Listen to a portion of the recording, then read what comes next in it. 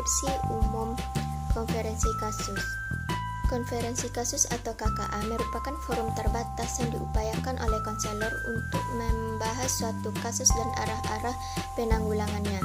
KKA direncanakan dipimpin oleh konselor, dihadiri oleh pihak-pihak tertentu secara terbatas yang sangat terkait dengan penanggulangannya kasus tersebut. Pihak-pihak yang terkait itu diharapkan memiliki komitmen yang cukup tinggi demi tertanganinya kasus dengan baik dan tuntas.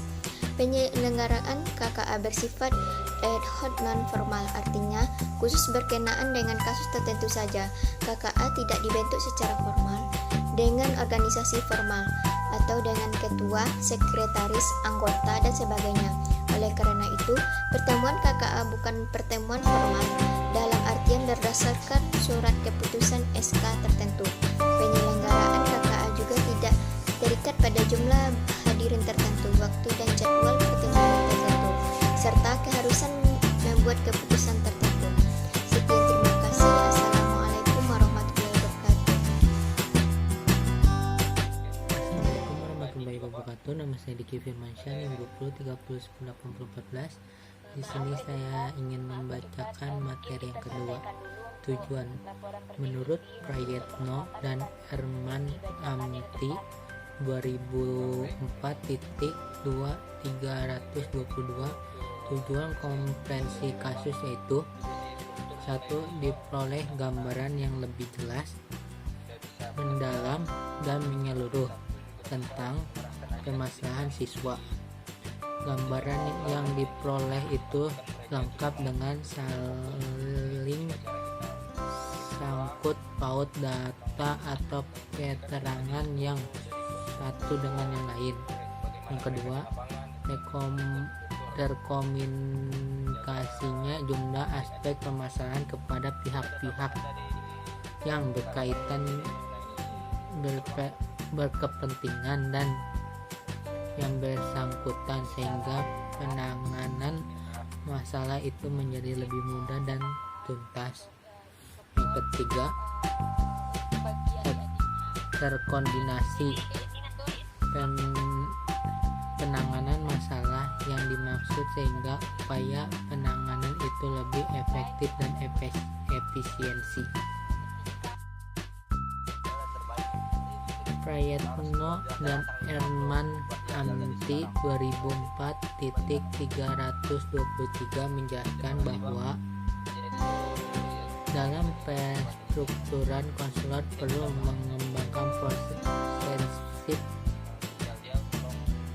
persepsi dan tujuan bersama dalam pertemuan dan arahan sebagai berikut. 1. Tidak menekan pada nama dan identitas siswa yang permasalahannya dibicarakan. Yang kedua, tujuan pertemuan pada umumnya dan semua pembicara pada khususnya ialah semata-mata untuk kepentingan, perkembangan, dan kehidupan konseli.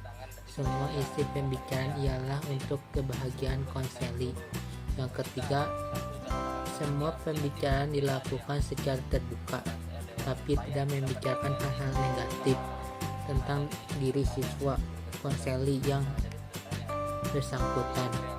Permasalahan siswa konseli disoroti secara objek dan tidak ditafsirkan secara negatif atau mengarah kepada hal yang merugikan konseli.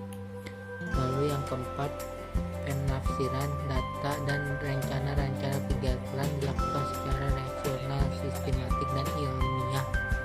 Yang kelima, yang terakhir, semua pihak berpegang teguh pada azas kerahasiaan. Semua isi pembicaraan terbatas sehingga hanya untuk keperluan pada pertemuan saat itu saja dan tidak boleh dibawa keluar. Cukup sekian pembacaan materi dari saya. Apabila ada kata-kata yang salah mohon dimaafkan. Assalamualaikum warahmatullahi wabarakatuh. Saya kembalikan kepada moderator.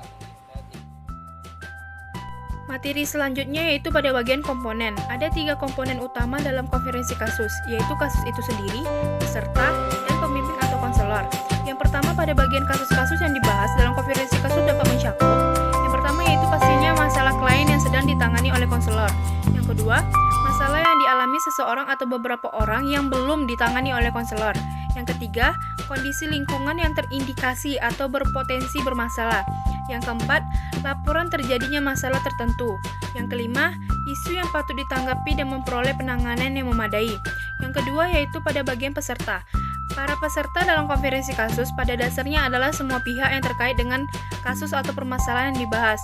Secara lebih rinci, pihak-pihak yang terkait dengan permasalahan peserta konferensi kasus yaitu yang pertama, individu seseorang atau lebih yang secara langsung mengalami masalah. Yang kedua, individu seseorang atau lebih yang terindikasi mengalami masalah. Yang ketiga yaitu orang-orang yang berperan penting berkenaan dengan masalah yang dibahas. Yang keempat, orang-orang yang dapat memberikan sumbangan bagi pencapaian tujuan konferensi kasus ini. Yang kelima pastinya ahli berkenaan dengan masalah yang dibahas. Yang ketiga pada bagian konselor atau pembimbing, merupakan penyelenggaraan konferensi kasus mulai perencanaan, pelaksanaan, penggunaan hasil, hingga pelaporan secara menyeluruh. Assalamualaikum warahmatullahi wabarakatuh. Perkenalkan, saya Milda Rahmatul Husna, NIM 20 30 10 80 40. Baiklah, di sini saya akan melanjutkan penyampaian materi itu yang keempat, yang mana materinya adalah tentang asas kerahasiaan, kesukarelaan, dan keterbukaan. Asas kerahasiaan terutama sekali perlu ditekankan apabila kasus yang dibahas adalah masalah pribadi yang dialami oleh klien tertentu. Kerahasiaan klien tersebut harus benar-benar dilindungi, dan sebagai konselor bertanggung jawab sebagai penyelenggara konferensi kasus ini. Dan asas kesukarelaan dan keterbukaan mengiringi asas kerahasiaan yang telah diterapkan itu. Dan seluruh hadirin atau peserta diminta kesukarelaan dan secara terbuka mengikuti semua pembicaraan di dalam konferensi kasus ini. Sekian yang dapat saya sampaikan. Wassalamualaikum warahmatullahi wabarakatuh.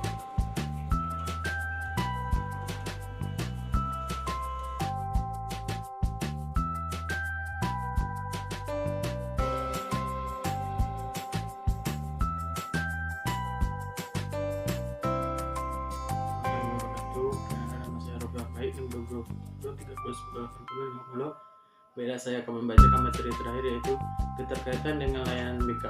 Konferensi kasus dalam layanan konsultasi bertujuan untuk mengumpulkan informasi lebih lanjut tentang kasus yang dibicarakan dan selanjutnya dicarikan solusi secara bersama-sama.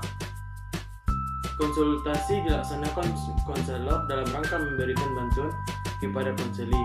Konsultasi ditunjukkan kepada pihak-pihak yang mungkin terkait dengan upaya pemindahan masalah konseli, seperti konsultasi dengan guru bidang studi atau wali kelas, orang tua siswa, kepala sekolah. Melalui mekanisme konsultasi diharapkan bisa membangun kesamaan persepsi atas kasus konseli yang bisa berlanjut dengan berkolaborasi dalam bantuan pemecahan masalah konseli. Baiklah, itulah materi terakhir saya.